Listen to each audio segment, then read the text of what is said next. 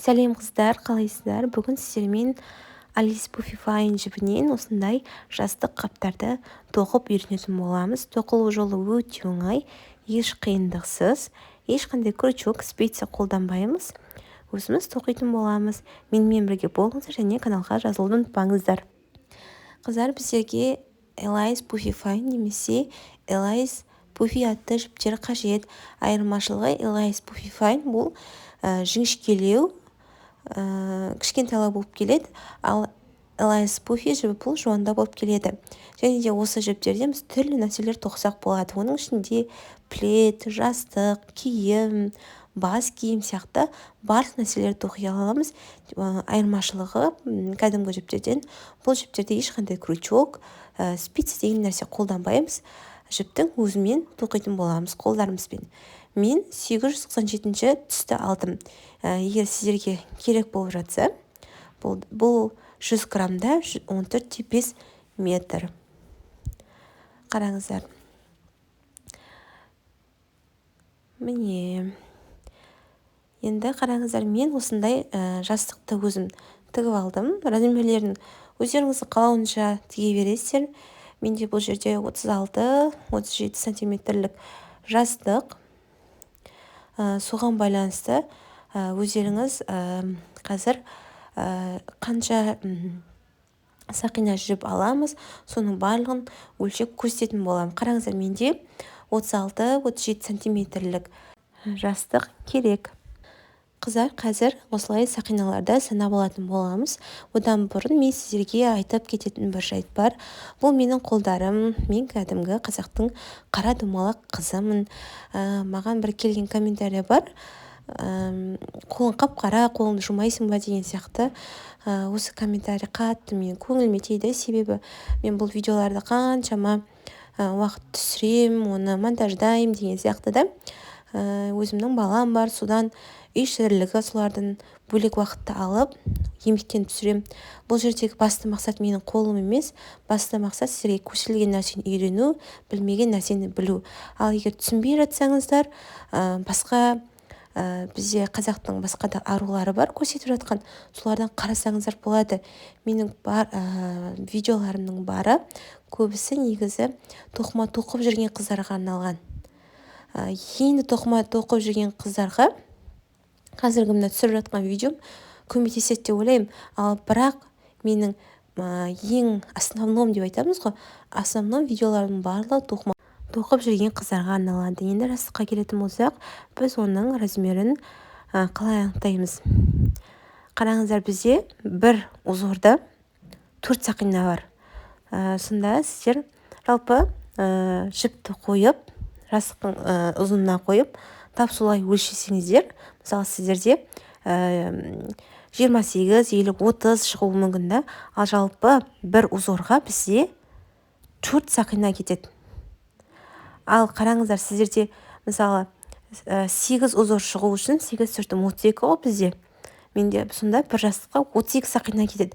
Ал сіз просто жіпті жастықтың үстіне қойған кезде 30 сақина шықса, сізде бір узорыңыздың жартысы шығады деген сөз.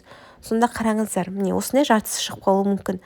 Сол себепті негізі жұп сан қылуға тырысыңыз. Оның ішінде жаңағы 8 4 32, мысалы солай 7 4 28 есептегендеріңіз жөн. Ал мысалы мен мына жастыққа 28 сақина алдым. Жалпы былай ұзыннан жіпті қойып, қанша сақина шықса, соны санап көріңіздер. Сол мысалы төрттік таблицамен сіздер есептесеңіздер болады. Енді біз тоқып бастаймыз. Мен 28 сақинаны осылай бір-бірінің ішіне кіргізіп шығам. Ең басты беті осылай болады бізде. Бір-бірінің ішіне кіргізіп шығасыздар. Ешқандай қиындығы жоқ. Міне осылай ішіне кіргізіп шығасыздар. 28 сақинаға кіргізіп шығасыздар. Ал сіздерде 30-32 сақина болса, солай кіргізе бересіздер.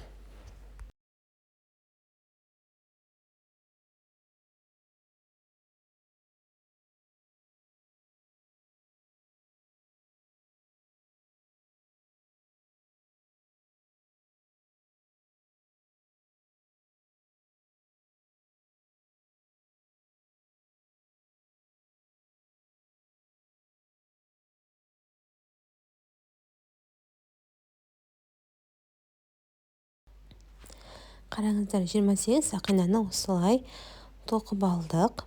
Енді бұл тоқыған жібімізді біз теріс қаратамыз.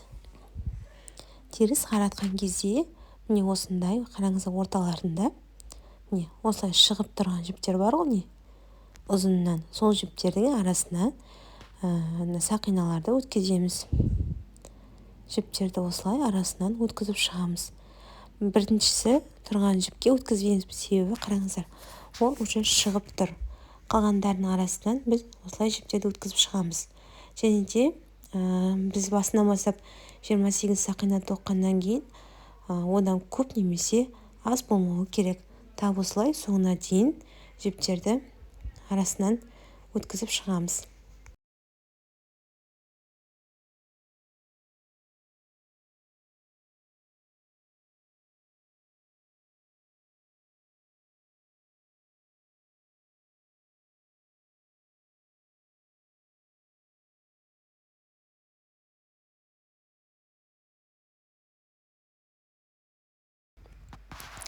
Қараңыздар, біз осылай өткізіп шықтық.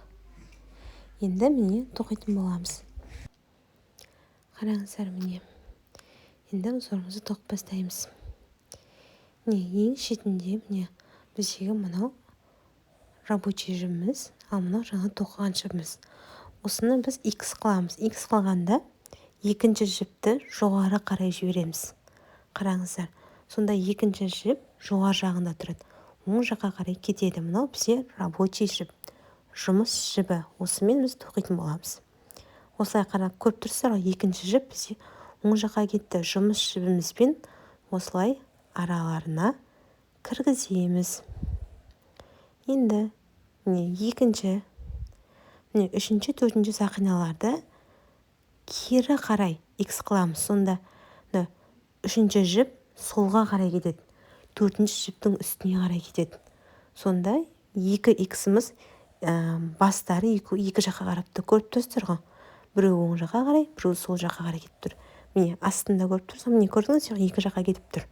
Тап солай осы узорымыздың соңына дейін, осы жердің соңына дейін бастан аяқ осылай жібереміз. Яғни біреуін оң жаққа міне жібереміз. X-ің жоғары жағы, бас жағы оң жаққа кетеді. Міне екіншісінде X-ің бас жағы сол жаққа кетеді. Міне осылай бізде узор басталады. Тап осылай соңына дейін тоқисыздар. Егер де түсініксіз болып жатса, скорость батырмасын басып, жай қылсаңыздар болады. Бірақ қиындығы жоқ деп ойлаймын. Жай ғана X-ің жоғары жағына қай жақ жіберу, оң жаққа қалайсын жіберу, сол жаққа қайсын жіберу, соны білу қажет болды.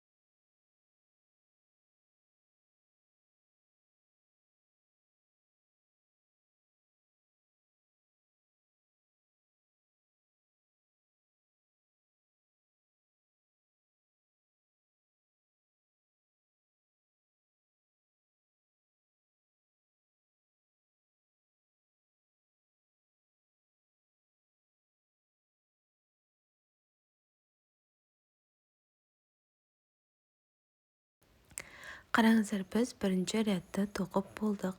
Енді екінші рядқа келетін болсақ, екінші ряд өте оңай.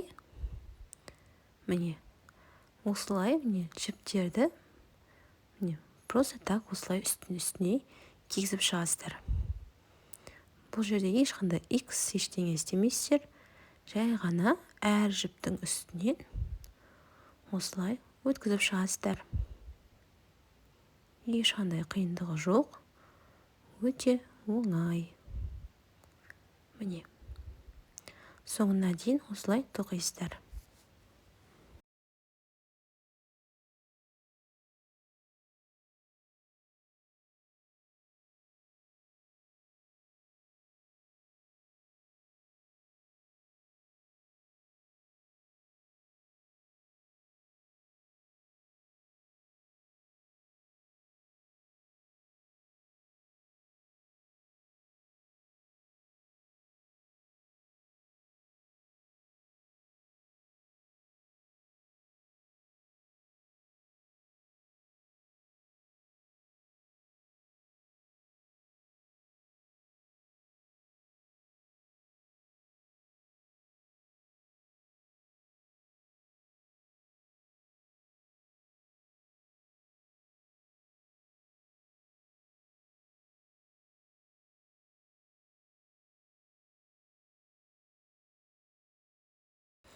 Қараңыздар, осылай біз 2 рядты тоқыдық. Жалпы жастықтың соңына дейін осы 2 ряд қайталанып тоқылады. Ешқандай өзгеріс болмайды. Біздің жастығымыз осы 2 рядты қайталап тоқудан тұрады. Қараңыздар, мына жастықтың бет жағы, жаңағы жастықтың размері бар ғой, мысалы бет жағы, арт жағы деген сияқты бір бетін ғана, міне, бастан аяқ бір бетін ғана осылай тоқисыздар. Міне, осы бет жағына тоқисыздар. Ал жаңа жоғары жаққа, екінші жаққа көшетін жерінде өзгеріс болады. Міне, қараңыздар. Міне, қазір 3-ші рядты, 1-ші рядты қалай тоқыдық? Тап солай 3-ші рядты да осылай тоқимыз. Міне, X жасаймыз. 2-ші сақина 1-ші сақинаның үстіне кетеді. Және жұмыс жібімен осылай арасына кіргізесіздер. 3-ші сақина 4-ші сақинаның үстіне кетеді. Міне, жұмыс жібімен осылай кіргіземіз. Тап осылай, міне, біздің 1-ші узорымыз шығады. Міне, 2-ші сақина 1-шінің үстіне, 3-ші сақина 4-шінің үстіне өтеді. Біз 1-ші рядта осыны тоқыдық, тап солай 3-ші рядта осыны тоқимыз. Осылай соңына дейін қайталайсыздар.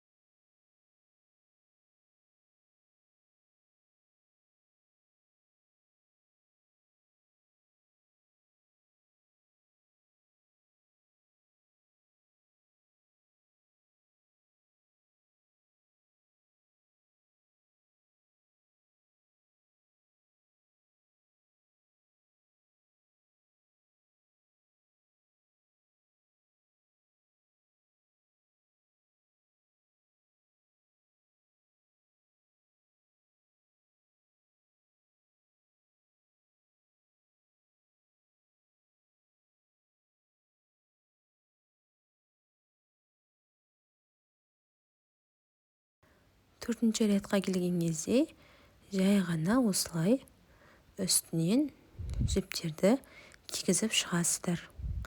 Тап осыны біз 2-ші рядта тоқыдық.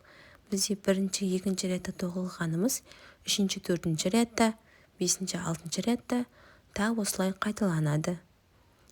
Ешқандай өзгеріс болмайды. Осылай соңына дейін тоқисыздар.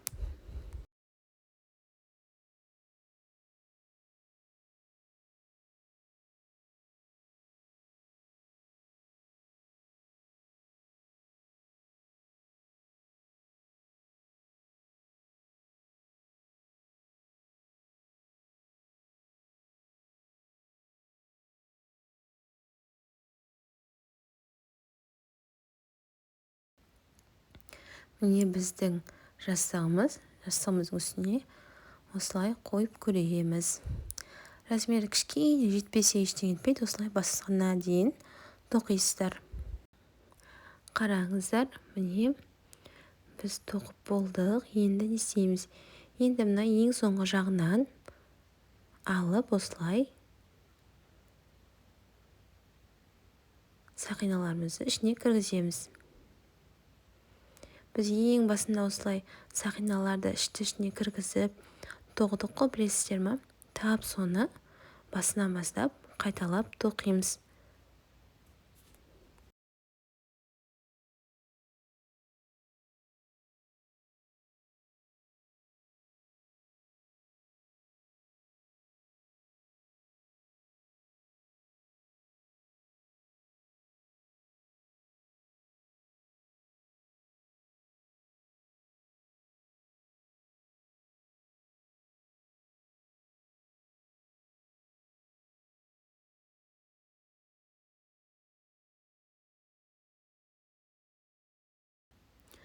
Қараңыздар, міне осылай соңына дейін жіптерімізді осылай тоқып алдық. Мына біздің жастығымыздың теріс жағы. Қазір осылай тоқимыз да, екінші жағы тоқылады бізде. Осылай тоққан кезде, яғни қайрылады біздің жастық қабымыз, осылай қайрылып тоқылатын болады. Енді қараңыздар, басында осы теріс жағында ұзын полоска сияқты болып тұрады ғой. Сол жерлердің біз арасына кіргізіп шығамыз. Мына біріншісіне кіргізбейміз, екіншісінен бастап міне арасына кіргізіп бастайсыздар. 21 шығып тұр, сонда плюс 27 сақинаны кіргізіп шығасыздар.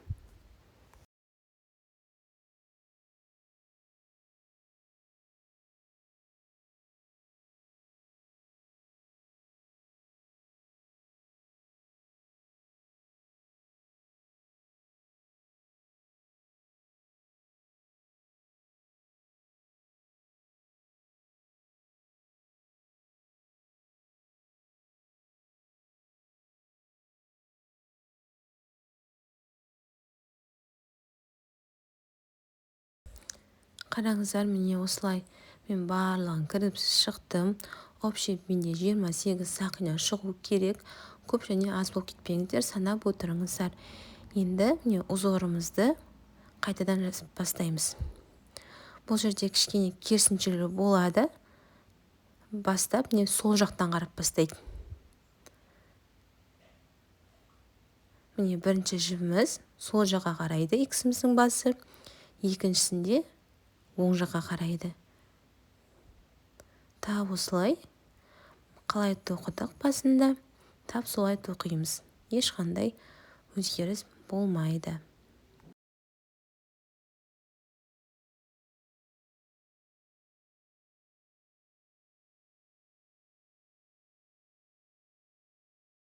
Бірінші рәтті тоқып болдық. Енді екінші рәт бізде ешқандай өзгеріссіз. Мана қалай тоқыдық, тап солай тоқимыз, яғни үстінен жіптерді өткізіп шығамыз. Осылай үстіне кигіземіз.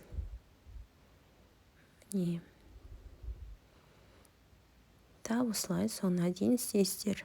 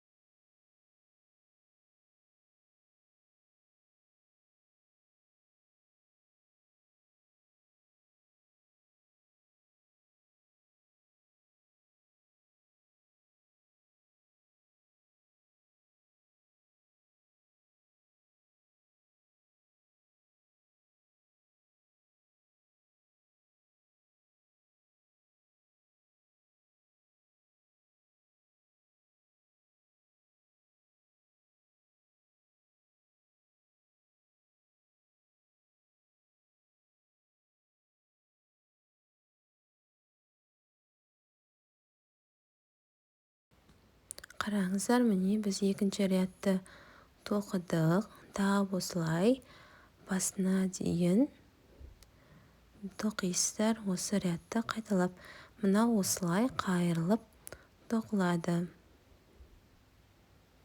Міне осылай тоқисыздар. Басына дейін тоқисыздар.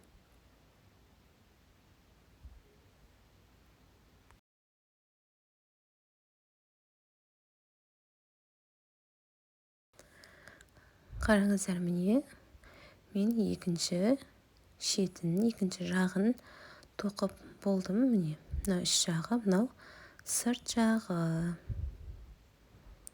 Қараңыздар. Енді міне біз мына жоғарғы жағын қосып шығамыз, яғни бір-бірінің ішіне кіргізіп шығасыздар.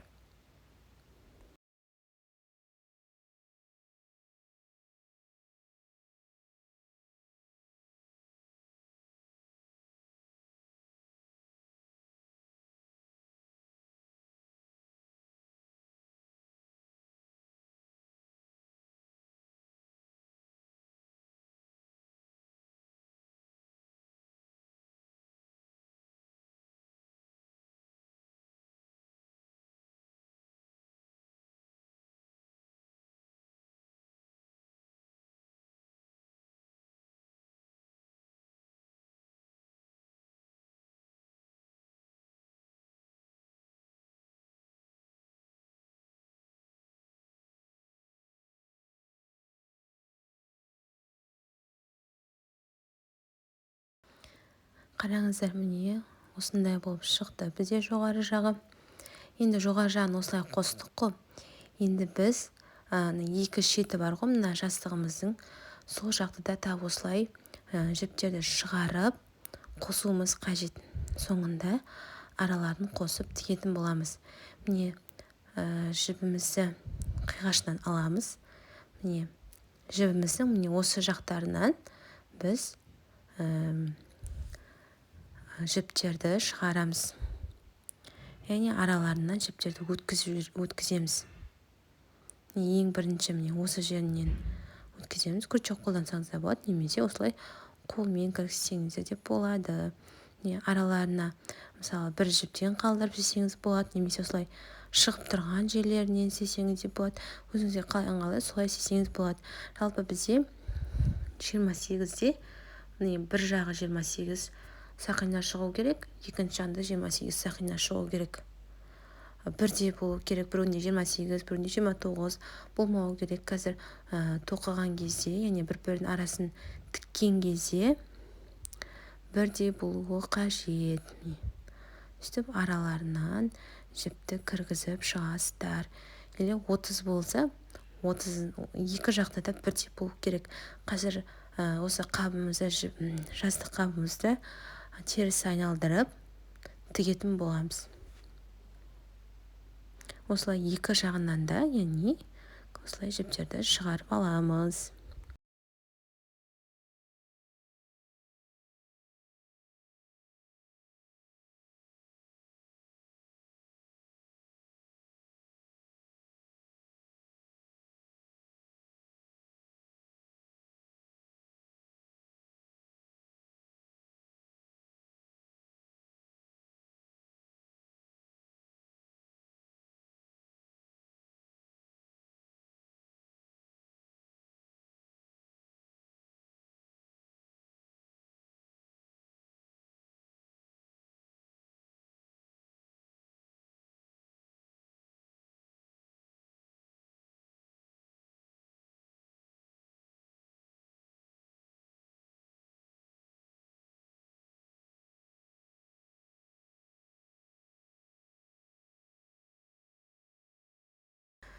Қараңыздар, міне шеттерінен осылай жіптерді шығардым. Енді осының барлығын арасын қосып шығамыз. Ең шетіндегісін осылай қиып тастайсыздар.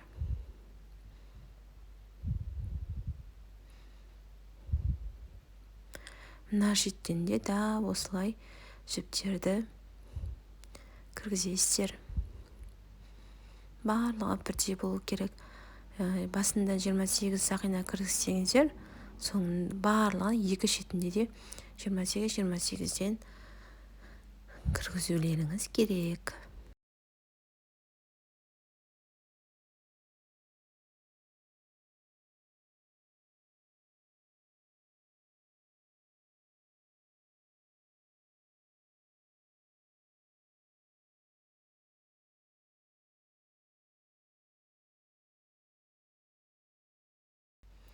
Қараңыздар, міне осылай, мына шетінде осылай жіптерді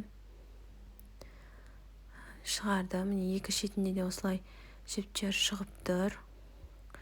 Енді осылардың арасын тап осылай қосып шығасыздар.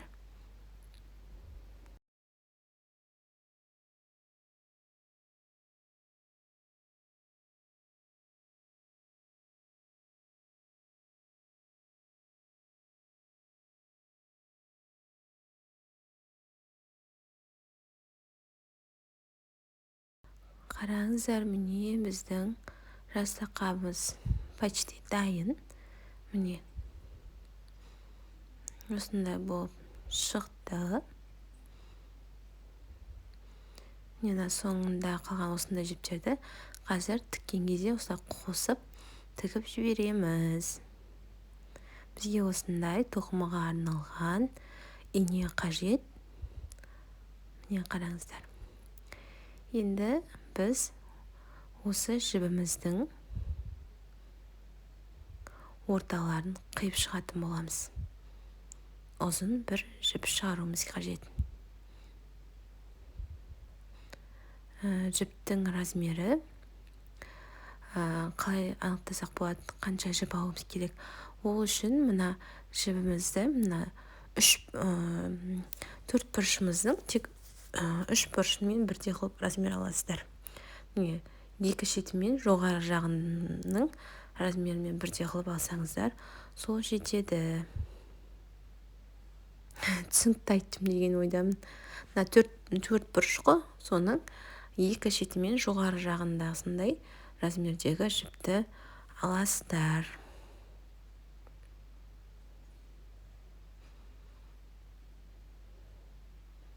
Міне осылай өлшеп аласыздар. Например, да? Міне тағы қиясыздар. Міне кішкене жетпей қалды ғой маған. Осылай аласыздар. Енді жібімізді өткіземіз инемізге. Енді айналдырамыз. Қараңыздар, екі шеті бірдей болу қажет.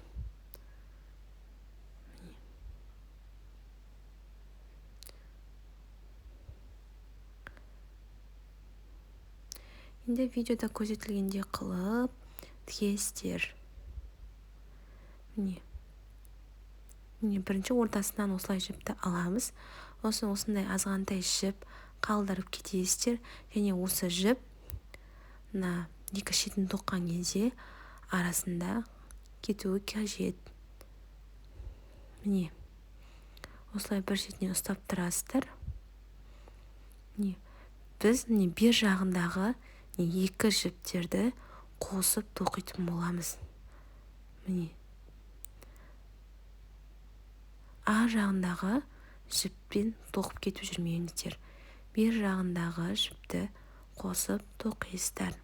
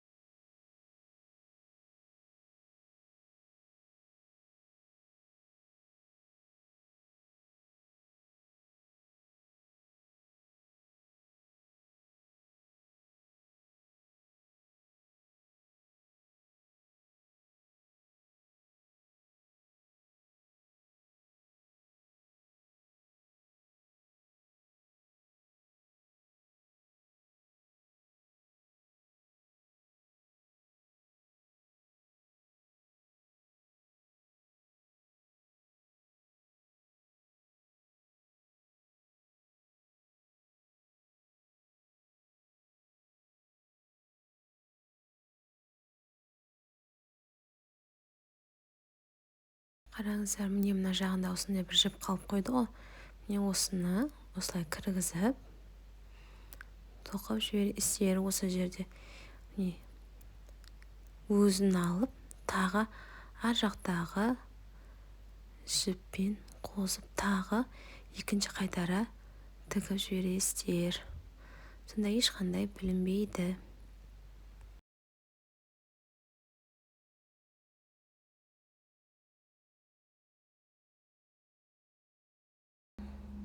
Қараңыздар, мен міне тігіп болдым. Міне осындай бөлікті ашық қалдырдым, және де жастық қабымызды оң қаратамыз. Міне бізде осындай әдемі болып шықты. Шеттерін жөндеп осылай. Міне бізде тігілген жер осындай болып шығу керек. Жаңа айттым ғой, тек бір шетінен ғана тігеміз, екінші шетін тігіп жібермеңіздер деп. Қараңыздар, осындай әдемі болып шықты. Енді осыған жастығымызды кіргіземіз.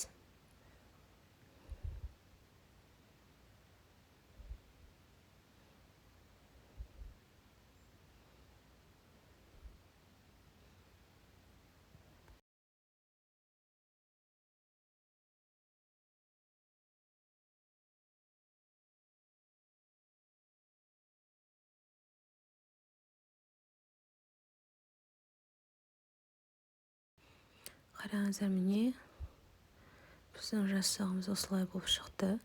Енді кішкене осы шетін ар жақтағы жібімен тігіп жібересіздер.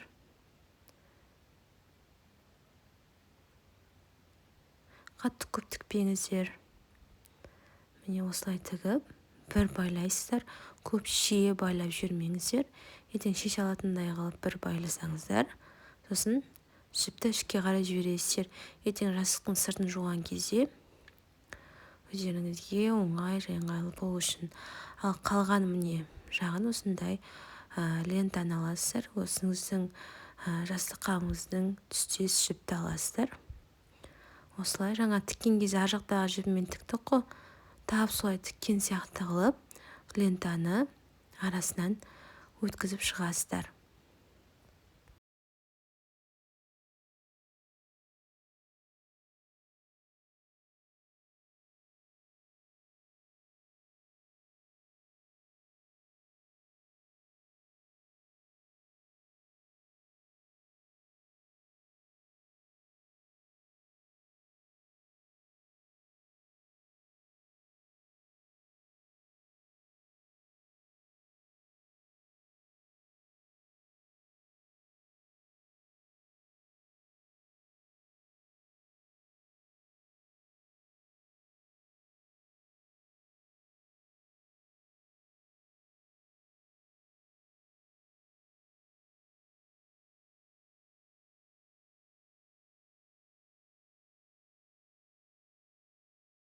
Міне қыздар, біздің жастықтарымыз осымен аяқталды.